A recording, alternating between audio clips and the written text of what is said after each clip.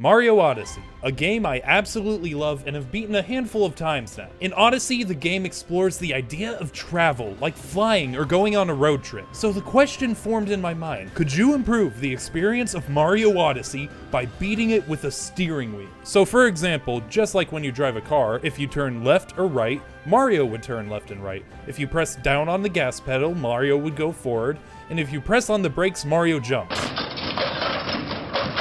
Just like driving a car. So with my brand new controls, I was now ready to beat Super Mario Odyssey. The pun stays in the video.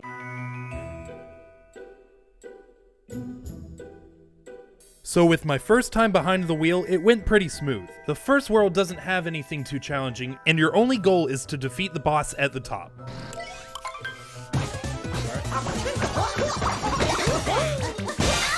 Okay. Oh, I can change my camera. That's a lifesaver. Anytime I can change my camera is perfect. And with that, the first boss was done. It took way shorter than anticipated, so like an overconfident teen who just got his learner's permit, I began to feel a little cocky. We'll figure it out. I mean, we'll figure it out. It's not gonna be easy. I'm a pro. I'm so ecstatic. That should not have worked. So I don't know if any of you watch Mario Odyssey speedruns, but I'm gonna try to do dinos. So let me put dino skip into car terms for you. To get onto most highways, you have to go onto an on-ramp. This on-ramp loops you around and puts you right on the side of the highway, easy to speed up and get ready to merge. Dino skip kind of just ramps into the highway. Lock and camera locking.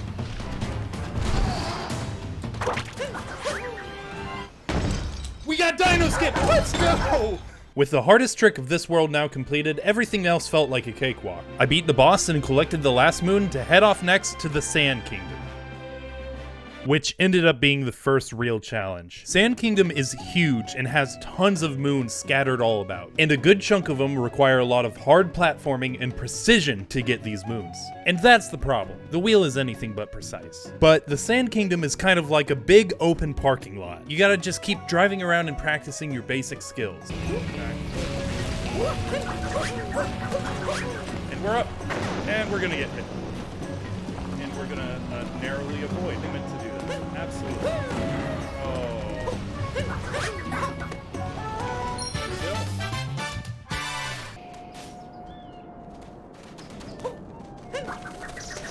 You kidding me? No! No! We got him! I don't know how to get that moon now. Okay,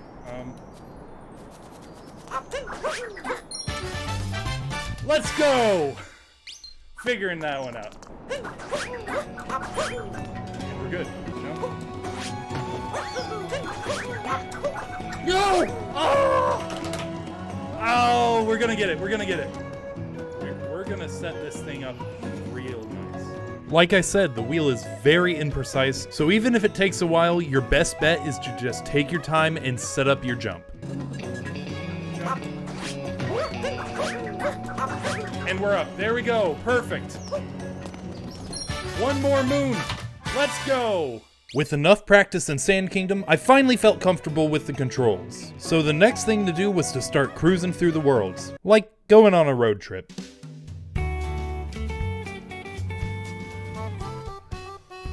Our first stop on the road trip was Lake Kingdom, where we decided to hop up over this wall, grab a fish, and swim on down to see our dear friend Captain Toad.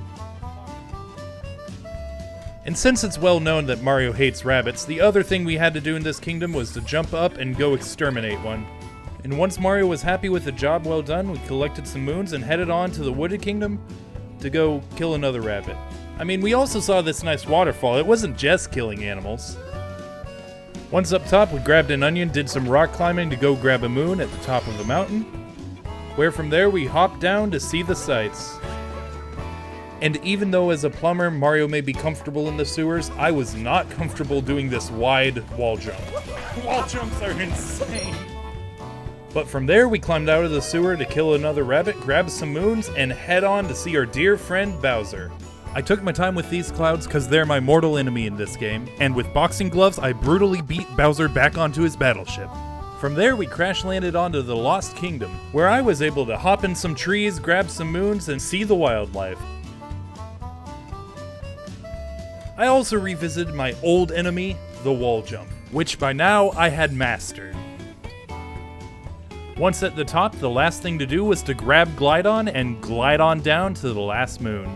We left Lost Kingdom and finally headed to Metro, which is easily the new hardest kingdom I had to complete. For starters, in the Mario Odyssey speedrun, there's this trick that if you mix jumps between the awning and the building, you can get over it into the next zones quicker. Problem is, this is a very precise jump, and it just took way more time to attempt it than to just go around. Climbing up this indoor tower is also mildly precise, but it wasn't that difficult and I got through it relatively quickly. The Mecha Wiggler fight is not an easy one, but at least I played to my strengths because I could drive the tank. After a few precise ball shots, we knocked the Mecha Wiggler out and finished Night Metro.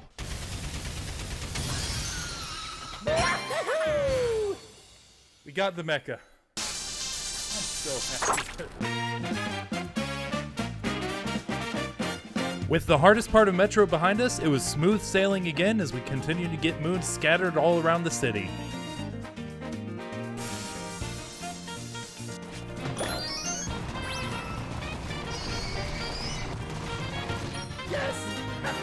Snow Kingdom was next, where I performed my most favorite jump in the entire game without any trouble. First try! But since I'm a Florida boy and not used to the cold, I headed on to the Seaside Kingdom.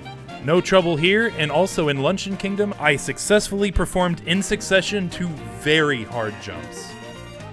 Let's go! And then threw it all away by killing myself. And with Luncheon completed, there were only 3 kingdoms to go, with this dragon fight next, which only took me 2 tries to complete, which is not bad at all.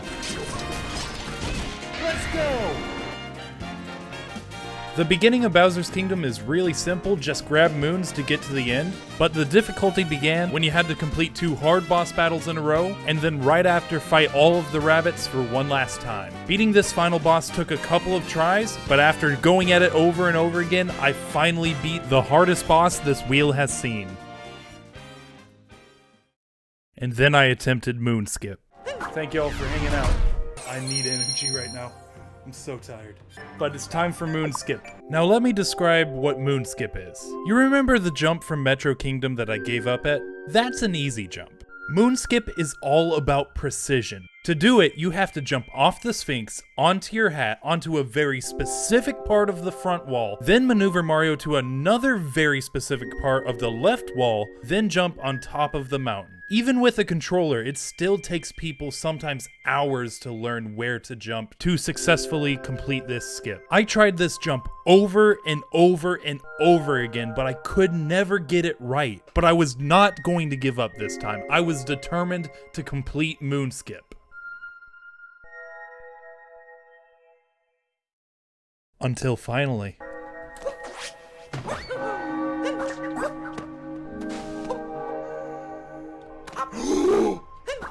We did it! Let's go! Let's go! We did Moon Skip with a steering wheel. After hundreds of tries, the hardest trick in the game, especially to do on an imprecise steering wheel, was completed. I had done Moon Skip. There was practically nothing else to do in the game. Everything else was so much easier than that trick. I fought Bowser again, ran to the pillar room, knocked everything down, and completed the game. With a time just under 4 hours, I believe I was the first person to complete Mario Odyssey with a steering wheel.